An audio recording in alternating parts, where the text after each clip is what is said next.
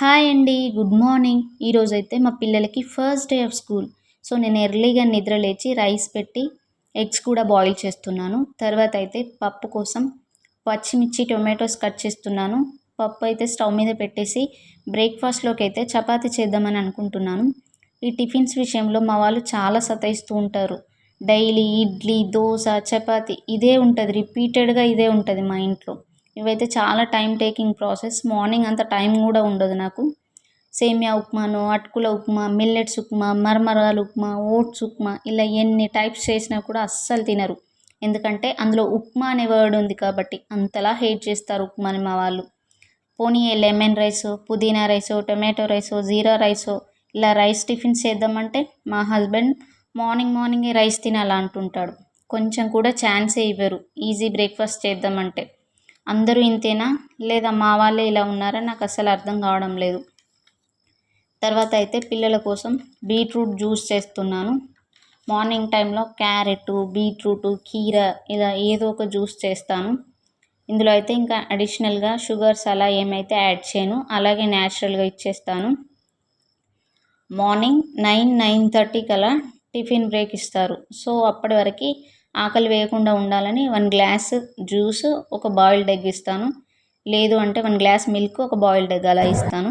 తర్వాత అయితే బ్రేక్‌ఫాస్ట్‌లోకి చపాతీస్ ప్రిపేర్ చేస్తున్నాను. పప్పు ఆల్రెడీ పోపు పెట్టేశాను.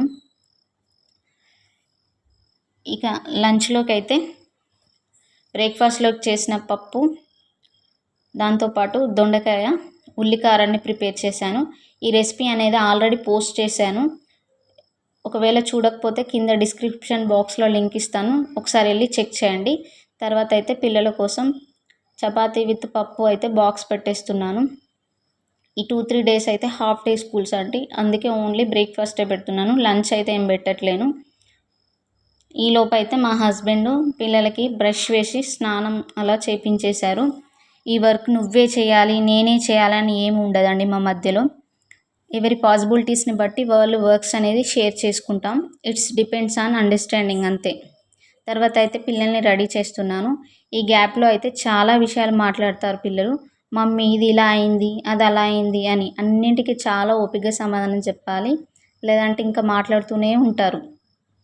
నాకైతే చాలా ఓపిక తక్కువ. బట్ అన్నీ కంట్రోల్ చేసుకొని చాలా ఓపికగా వింటాను. మా చిన్న పాప గురించి అయితే చాలా వర్రీ అవుతాను.